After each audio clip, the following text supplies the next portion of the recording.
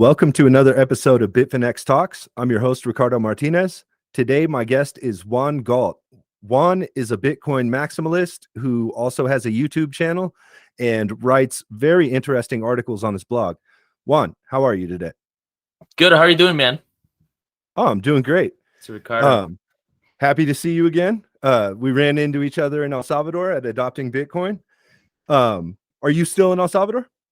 No, I'm back in Colombia now. Oh, okay, cool. Yeah. Me too. Yeah. So we were talking on Telegram a little bit, and you had asked me about Tether on Counterparty. And to me, I thought it was funny because I thought the only people that still used Counterparty were Vlad Costea and Chris DeRose. Pretty much. Yeah. So basically, give me the sales pitch on why Tether should be on Counterparty, and I will try and get it in front of Paulo and see if we can do this. Yeah. No, well, it was just an idea that we're floating around. I mean, there's a pretty active community of people in Counterparty. I would speculate, and this is not to this Liquid, but I would speculate there's more people on Counterparty than there are on Liquid. There's a long history of assets on Counterparty that people like trading, and we don't really have a good currency. We have because you can't do smart contracts with Bitcoin on top of Counterparty because Bitcoin is layer 1, Counterparty is layer 2. And layer 2s this layer 2 anyway can't manipulate layer 1 stuff. And so you can't really do like smart contract. You can't do trustless trades. You can't do like decentralized exchange stuff. And then the only currency that's sort of there is actually the Counterparty currency, which is, a reasonable attempt at creating a currency, but a failed one. It's basically a shitcoin. And so I think it would actually be very useful to have a better currency on it that we can actually manipulate and use with smart contracts. I think people would like having Tether on Counterparty. I think you would actually get a good amount of use. I don't know how difficult it would be to do it, to implement it, but I'm pretty sure, like, if we looked into the data, definitely just on transactions alone, there's a lot more stuff going on in Counterparty than even on Liquid. So it feels like it makes sense, right? I mean, Omni Protocol is kind of dead anyway, but Counterparty has most of the action. Well, I will ask Paulo about it, and I'll show him this segment of the interview and see what he says. Maybe Tether could come to Counterparty in the future. That'd be amazing. Happy to connect with him and talk to him about it, whatever, right? Just let me know. Pretty much my only knowledge about Counterparty was Rare Pepe's. Recently, though, on Twitter, we saw that Donald Trump has announced his own NFTs. What are your thoughts on Trump's NFTs? I mean, I get it. It's a good way to like from the perspective of an influencer or somebody that's famous. If you want to, do a little cash grab, build some community, give some VIP perks to your people, right? Like if you buy you there's a chance of going to Mar-a-Lago. Mar-a-Lago is fucking cool, right? Like I kind of want to go check out Mar-a-Lago, right? There's a bunch of like perks. If you like Trump, like there's a bunch of perks that are interesting. The price range is much better than most of the NFTs that I saw in the bull market and in the bear market. It's like $100 a pop's not that bad. He sold 45,000 of them, I think, which is just made bank with that. But I think the art is kind of mediocre, right? And that's the thing that's frustrating about this sort of generation of NFTs, right?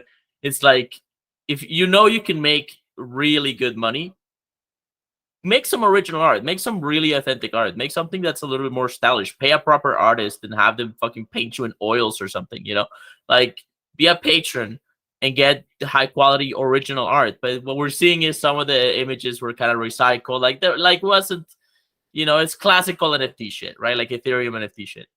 And so, yeah, I mean, that's kind of my thoughts on it. I don't have like a hard problem against it. I think if you mint these things with a fixed supply and you can't change the supply later on, you can't change the properties of the asset, then it's much better than if you could actually rug pull people.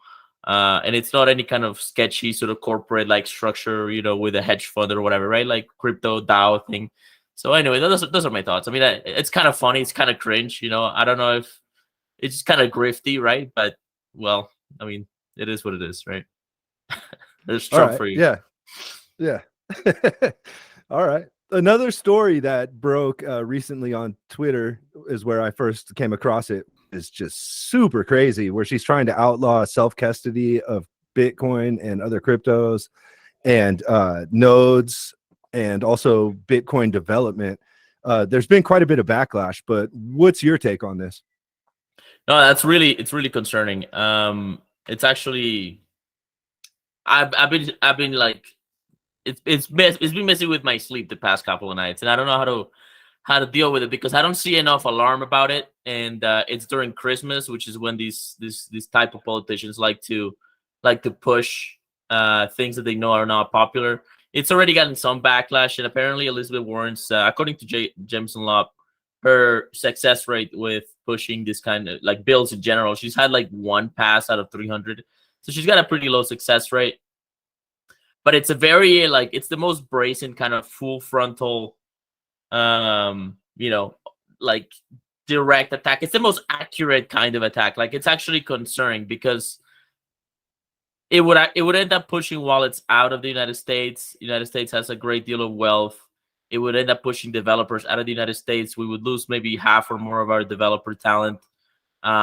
It would drive a lot of the industry underground. It could lead to a serious bear market, and it would concentrate wealth in the likes of FTX, and other sort of exchanges, on instead of helping decentralize and like de-risk that structure. She's actually pushing people into it because if you're going to KYC, might as well just be with an exchange. And the wallets are not gonna, the wallet, it would destroy, like it would damage the wallet industry big time. I think wallets would be wise to dig into this issue and figure out how to oppose this bill, and then let their users know what's being pushed in the United States and activate them to push back on their Congress people and so on. And they will have a great capacity to reach a lot of people and a lot of users. And it's bad. I don't know if it's going to pass, and I don't know what the process is, the legal process to get this thing adopted, like how many checks and balances it has to go through within the United States. I'm not, I have to kind of look into that a little more, but this is the worst. This is the worst regulatory, let's say, attack on the industry that we've seen. And I think, like somebody was saying, like, oh, but the shitcoins is like, yeah, you know what? I'll take shitcoins over KYC wallets. If I have to, if my choice is like KYC on every wallet and this and like alienate the development industry and like try to make developers have licenses, or shitcoins, I'll kind of take shitcoins on that. So yeah, I think this is actually, it's alarming. And yeah, I hope there's some serious pushback. I mean, I'm thinking about writing a newsletter and putting out a call, but I haven't really seen enough coverage of the story yet, so I need to do more research. Yeah, I think the node aspect of it too is like a really focused attack, because things like UASF would not be possible if they make running your own node like either a permission thing or just straight up prohibited. So yeah. Well, and it would be resisted actively, so like it would just alienate a lot of US talent. Yeah, I mean, we saw similar things with Europe, where they were trying to pass that bill to make wallets KYC, and then they ended up compromising and making it so that if you want to withdraw from like a centralized wallet address, which to me is still like pretty egregious as far as like violating user privacy and forcing people into this surveillance state. That compromise is interesting because presumably if you're on an exchange, you're already KYC'd. If you have any relevant amount of money in there. And so what address you would draw to is already kind of assumed to be yours. So why you would need to do an extra layer of whitelisting of your address or whatever, like it seems kind of irrelevant. Like I'm not sure that it gives them anything else. It's just like bureaucratic layers on top of it. Maybe for like non-KYC exchanges, that's what they're trying to aim for. But those exchanges that are working through Tor and stuff, they're already offshore. They're already in the dark. So yeah, but yeah, I'm glad that got pushed back. So in my opinion, though, it's kind of like throwing a bone to Chainalysis, because I've read things about blockchain analytics where if they have one address, they can determine like 80% of your other addresses, even if you generate new addresses for every transaction. So by them making you, KYC that one address, they can, deterministically prove that you own all these other addresses, and it just helps their whole surveillance grid kind of have a lot more information and heuristics to work with. Well, let me just say that that's what this is about, and it's very clear that there's a two-tier class system here. We see FTX doing essentially money laundering, like stealing money from their customers and giving it to Democratic and Republican politicians. We see there's suspicion that there was money going into Ukraine that was being sloshed back into the Democratic Party and Republican Party through FTX. So there's very serious, high stakes, big volume money laundering happening and being enabled and benefiting some of these politicians. But that's not what the money laundering they're concerned about. They're concerned about your $600 payments and your Venmo account and your PayPal, and they're concerned about people that are not even in the game. Like crypto, in comparison to the dollar or to the kind of money laundering the banks do, is irrelevant. It's not even in the picture. And so it's very clear that this money laundering scheme is basically a two-tier class system, and we're on the inside. It's an open air prison, and we're inside of it, and they're outside of it. And I think it's politically corrupt, and it couldn't be worse timing. The blow up of FTX tells me, in conjunction with this and with the New York Times sort of event that they had planned, it's like clearly FTX wasn't supposed to blow up. Like this wasn't intentional, because this warrant bill makes no sense in the context of FTX. People withdrawing to their own wallets and doing self custody, which were already KYC on FTX, right? It's good. It's healthy. It's good for people. It's good for people's security. And this bill is attacking that. So it's attacking the solution of the problem. So the structural integration that we've seen so far this bear market between first Terra and Luna imploding, and then that kind of spreading systemically to 3AC, and then BlockFi and like Celsius and all these like lending platforms and hedge funds that were deeply invested in all these shit coins. And then finally leading to FTX and the implosion with FTX. It's really them that should be under scrutiny, not us for our $600 transactions or for trying to protect ourselves from having our funds stolen by these corrupt bad actors in the space. Yeah, Elizabeth Warren attacking the victim. It's incredible. Yeah. And then also with the FTX thing, Sam Bankman-Fried's ex-girlfriend, Caroline Ellison, her dad is like Gary Gensler at the SEC's boss when Gensler was at MIT. So Gensler, who was supposed to be on the watch and making sure things like this don't happen, was giving them special treatment due to that personal relationship. It looks like, I don't want to say that that's exactly what happened because it's allegedly, but it doesn't look very good as far as regulators being asleep at the wheel here. Totally. So yeah, it is an issue that I think needs to be addressed. Back to the other question I was going to ask you, which is on a totally different subject. We've seen a lot of Bitcoiners talking about Nostr. People are starting to play around with it. Have you used Nostr at all yet?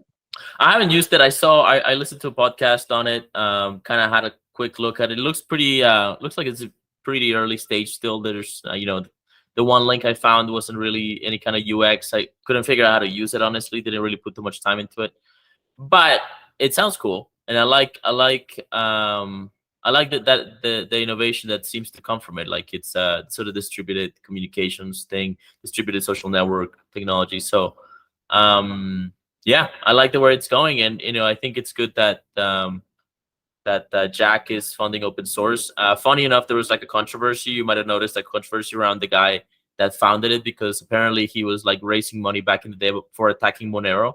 And so the Monero people are like, Jack is funding a guy that was trying to attack Monero. And I don't know if you noticed that, but anyway, that was kind of funny. But no, I think it's generally good. Like So it looks interesting. I think we've innovated a lot in the past couple of years. We had Taproot, we have a lot of that stuff from Taproot. We've had Fetty Mints, now it's Noster. So there's been a lot of like big sort of new tech, but I haven't really seen the fruits of any of it yet. So I would like to see some of those big kind of innovations develop and not just be left in hype. I'm concerned that it's just overhyping stuff. So I'm just keeping an eye on it, but I'm not like, rah rah. I think it's still pretty early because, like you said, it's kind of rough around the edges when you try to play around with it. There is a lot of new technology on the Bitfinex side. There's Keat that just came out, which is like a peer-to-peer messaging app. There's also Synonyms BitKit wallet, which just came out, which is using slash tags, which has a bunch of new features that before kind of weren't possible. Yeah. You should download it. It's actually really cool. Yeah. So it's using slash tags, right? So you can like from the wallet, like use your private keys to log into services like LN Markets or Stacker News. And there's like widgets, like block widgets, so you can see like the current block, widgets with headlines from not just Stacker News, but like other Bitcoin news platforms. Okay. So I don't know. It's pretty cool. I downloaded it earlier this week and I've been kind of playing around with it a little bit. But I talked to John actually earlier today, and he was telling me that they got some big stuff in the works as far as like kind of creating toolkits to like kind of decentralize things and make them more peer-to-peer and kind of route around this big tech interference with Bitcoin and also social media and stuff like that. That's awesome. I'm excited about what they're doing. Definitely looks very interesting. Yeah, he was telling me about pair credit, which sounds really cool as well. I'm not technical enough to really get into the details here, so I'm not going to talk too much about it. But I did also want to ask you about your article that you published recently about El Salvador, the first domino of hyper Bitcoinization. Do you want to give the listeners a summary of what you were talking about in that article? Yeah, sure. So, I mean, the basic premise of the article was kind of collecting and illuminating the market as I see it in El Salvador. I just spent a month there. Obviously, we met up there. I went for adopting Bitcoin, and it was very interesting. My question coming in was: are the seeds being planted in El Salvador for a kind of Bitcoin Silicon Valley, a sort of startup tech and investment VC environment that can lead to the kind of startups that would take us to hyper Bitcoinization, and I would say that the seeds are there. It's still early, but there's a good handful of startups. There's at least 3 VC groups, probably more, and they're building. And the interesting thing about El Salvador is that, obviously it's a third world country with, pretty high poverty rates, but it's also a dollarized country. And so Bitcoin has to compete against the dollar for the hearts and minds of people that are, globally, let's say, below the poverty line, right? And so that's a very interesting market. If things continue the way that they are, if El Salvador, if Bukele holds ground, if peace continues, if let's say everything normalizes and the country goes back to, let's say, normal civil rights and such, right? I mean, things are fine right now, but they're kind of at civil war, right? They're and it's not like you see it or anything, but they're technically in a state of emergency. So if the country normalizes again, if Bukele gets reelected, if people are cool with it, if there's safety and security and there's space for these startups to develop and iterate, I think whatever startups come out of El Salvador could be very strong in other countries as well, right? Because now they're not competing against the dollar in most other countries. They're competing against pesos, and pesos tend to suck, especially against the dollar. And so that's very interesting. I think it's a very interesting environment to build startups for those reasons. So the article just goes over kind of the context, the historical context of El Salvador in relation to this. Really, it links to another article that I wrote about El Salvador, talking about kind of the politics and a little bit, and then it goes, it mentions some startups, some VC groups, and then links to some key players that might be able to help with banking and naturalization in El Salvador, and kind of gets into that a little bit as well. So it's a sort of big picture analysis of El Salvador right now with Bitcoin. What were your initial impressions? Was that your first time in El Salvador? Like, yeah, first time. What were your impressions of visiting the country? Yeah, the roads are great. Much better than Colombia. Much better, like, to some degree, competitive with Mexico, and maybe even better. I mean, they're fairly new, but very good roads. That was my first impression. I mean, the areas that we were in were very nice. Lots of big block stores, and like, all the fast food restaurants were really big, fat. Like, it's not like McDonald's on a corner store. It's like McDonald's is a castle, right? Starbucks is a castle. Domino's is a castle, right? So it's kind of cool. But I think the historical landmarks. I mean, the church, the cathedral, beautiful. This is the biggest cathedral I think I've ever seen. Stunning. And and I think, yeah, you see that. I mean, people do seem happy. They're dancing on the downtown kind of square, pretty much partying it up on a Friday night.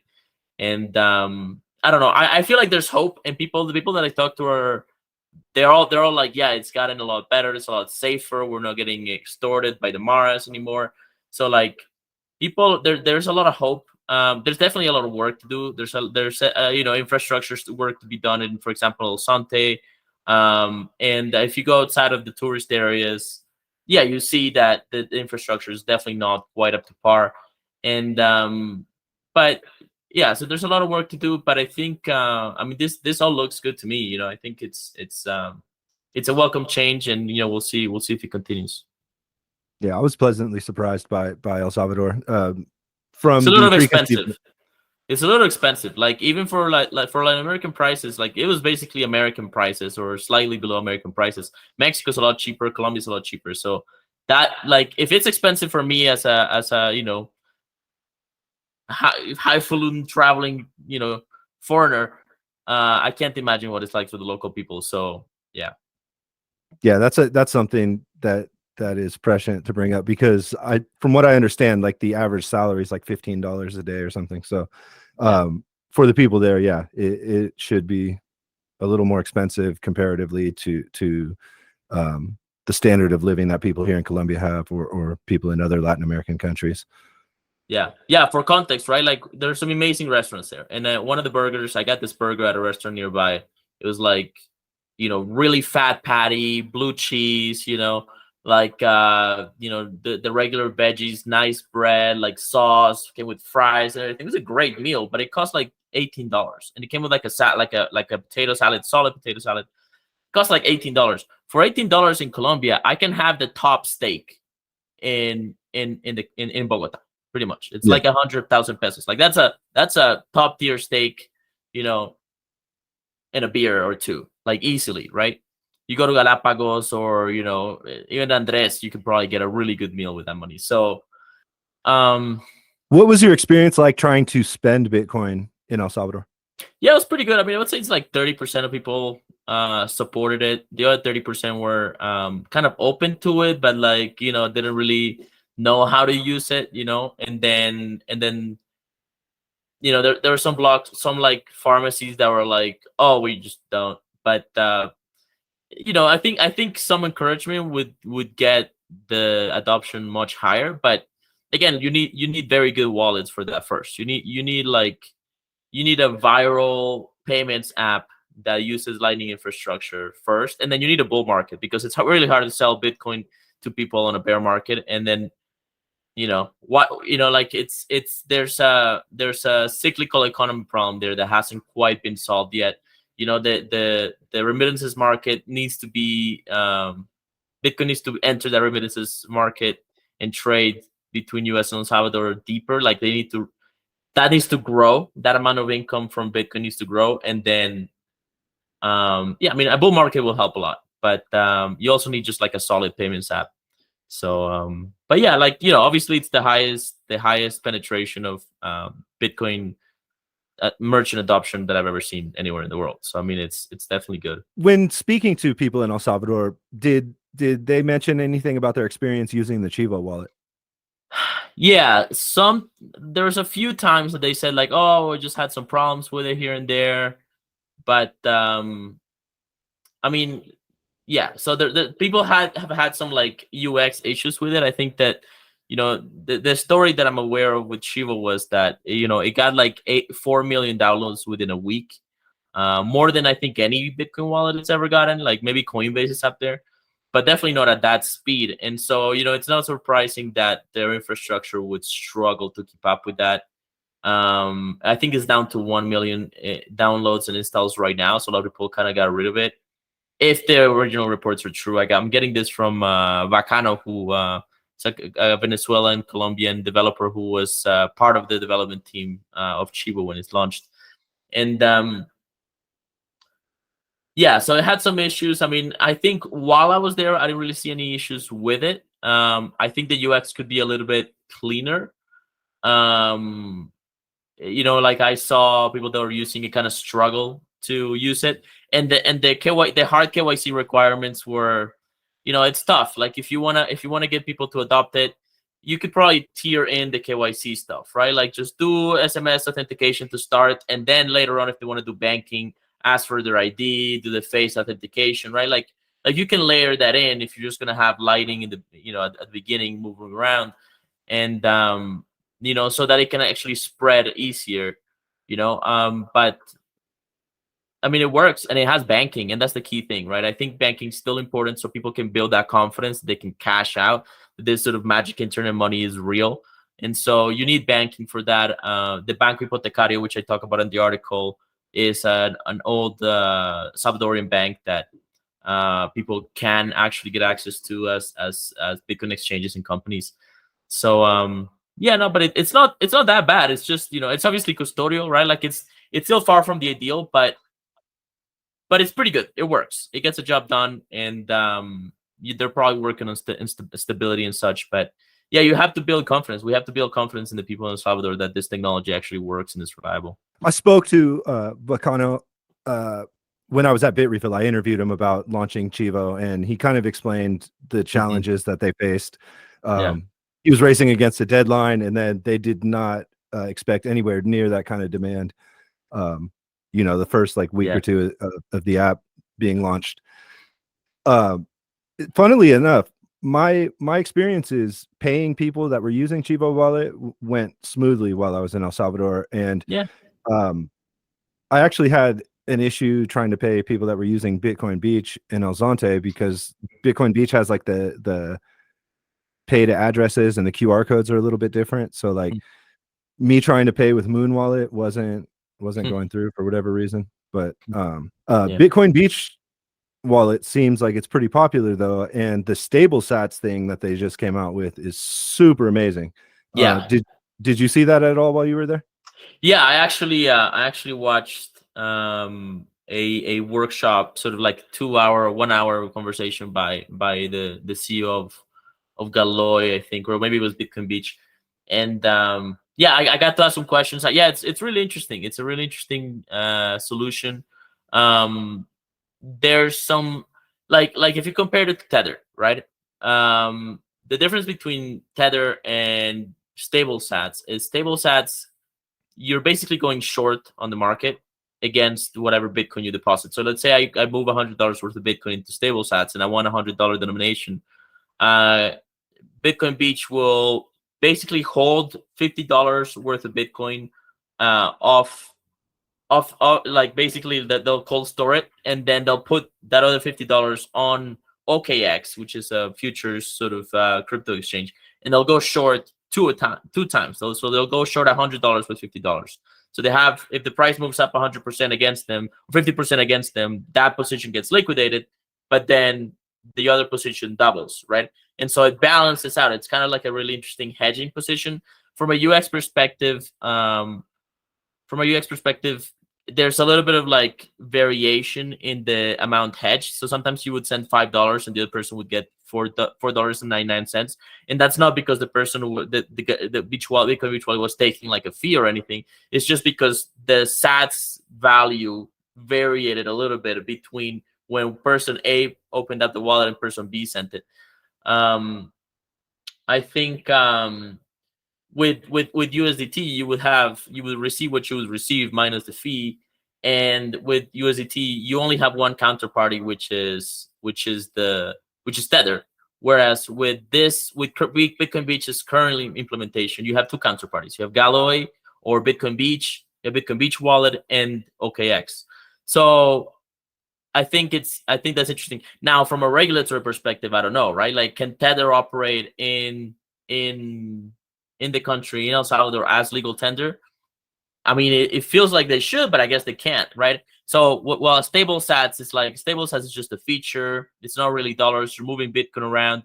So, from a regulatory perspective, it's an interesting trade-off.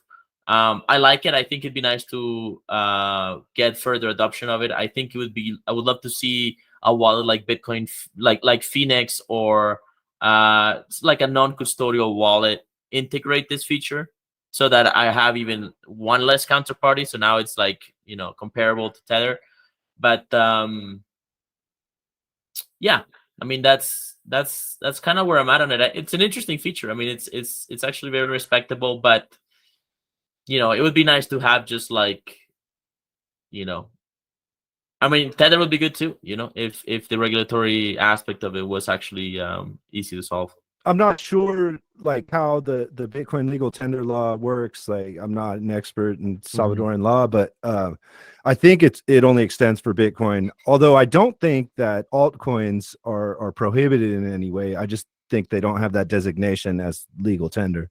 Right. And is Tether considered an altcoin or a dollar derivative, right? Like, that's an interesting regulatory question that I think like maybe Tether just needs to incorporate it in El Salvador or something. I don't know.